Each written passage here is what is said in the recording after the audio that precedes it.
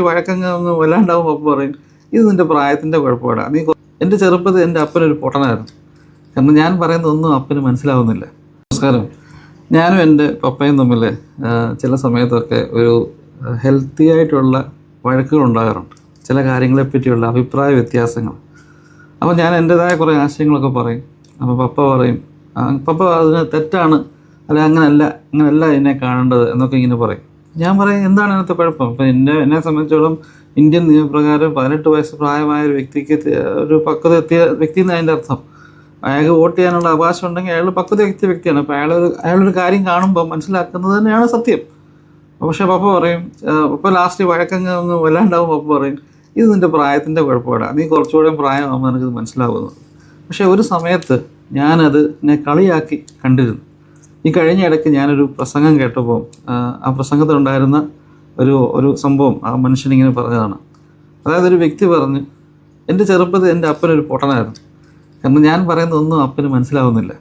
പക്ഷെങ്കിൽ എനിക്കൊരു 10-30 വയസ്സായി കഴിഞ്ഞപ്പോൾ ഞാൻ പറയുന്ന കാര്യങ്ങളെല്ലാം അപ്പന് മനസ്സിലാകാൻ തുടങ്ങി. അപ്പൻ പറയുന്നതും ഞാൻ പറയുന്നതൊക്കെ ഏകദേശം ഒരേപോലെ ആയി എന്ന്. എന്താണ് അവിടെ സംഭവിച്ചത് നിങ്ങൾക്ക് മനസ്സിലായോ? ഈ പയ്യനിലെ മാറ്റമാണ്, അതായത് ഈ പയ്യനിലെ പ്രായമായപ്പം അവൻ അപ്പൻ പറയുന്ന കാര്യങ്ങൾ അണ്ടർസ്റ്റാൻഡ് ചെയ്യാൻ തുടങ്ങി എന്നുള്ളതാണ് അദ്ദേഹം തമാശ രൂപേണ പറഞ്ഞത്. ചില പ്രായത്തിൽ നമ്മൾ വിചാരിക്കും, ഈ തന്തയ്ക്കും തള്ളയ്ക്കും എന്തോ ബോധമുണ്ടോ, നമ്മളിപ്പോൾ കാണുന്ന സംഭവം ശരിയല്ലേ.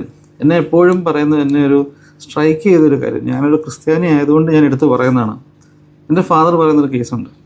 ഞങ്ങൾ ബൈബിൾ വായിക്കുമ്പോൾ നമ്മൾ 10 വയസ്സുള്ള സമയത്ത് ബൈബിളിലൊരു വാക്യം വായിച്ച് നമ്മൾ മനസ്സിലാക്കുന്നത് പോലല്ല 25 വയസ്സിൽ അതേ വാക്യം വായിക്കും.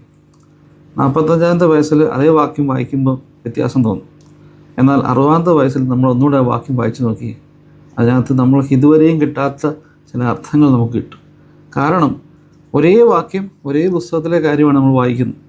പക്ഷേ നമ്മൾ വായിക്കുമ്പോൾ നമുക്ക് ആ പ്രായത്തിൽ നമ്മൾ നേടിയെടുത്ത ചില അറിവുകൾ, അല്ല നമ്മളുടെ ജീവിത എക്സ്പീരിയൻസുകൾ, അതോടെ ചേർത്താണ് നമ്മൾ വായിക്കുന്നത്. അപ്പോൾ ചില വാക്യങ്ങൾക്കൊക്കെ അല്ല ചില കാര്യങ്ങൾക്കൊക്കെ അർത്ഥം മാറി വരും. ഇത് തന്നെയാണ് ജീവിതത്തിൽ സംഭവിക്കുന്നത്. പ്രത്യേകിച്ച് ഈ ചെറുപ്രായത്തിലുള്ള പിള്ളേരൊക്കെ ഓരോന്ന് എടുത്തു ചാടി ചെയ്യുമ്പോൾ, എൻ്റെ കൂടെ ഉള്ള ആൾക്കാരാണെങ്കിലും ഞാൻ ചിലപ്പം പറയും, സാരമില്ല, ഇത് പ്രായത്തിൻ്റെതായ കുഴപ്പമാണ്, ഒരു സമയം കഴിയുമ്പോൾ നിങ്ങളിത് മനസ്സിലാക്കിക്കൊള്ളുമെന്ന്. പ്രായം നമ്മളെ ഒരുപാട് കാര്യങ്ങൾ പഠിപ്പിക്കും. അത് ഫ്രീ ആയിട്ട് പഠിപ്പിക്കുന്ന കാര്യങ്ങളാണ്. അത് നമ്മൾ പഠിച്ച് അതിനകത്ത് വരുന്ന മാറ്റങ്ങൾ നമ്മൾ മാറ്റിയെടുത്തില്ല എന്നുണ്ടെങ്കിൽ നമ്മുടെ കയ്യിൽ നിന്ന് ജീവിതം കൈവിട്ടു പോകും. കേട്ടിട്ടില്ലേ, മൂത്തവർ ചൊല്ലും മുതിർന്നില്ലേക്ക് ആദ്യം കഴിക്കും പിന്നെ മധുരിക്കും.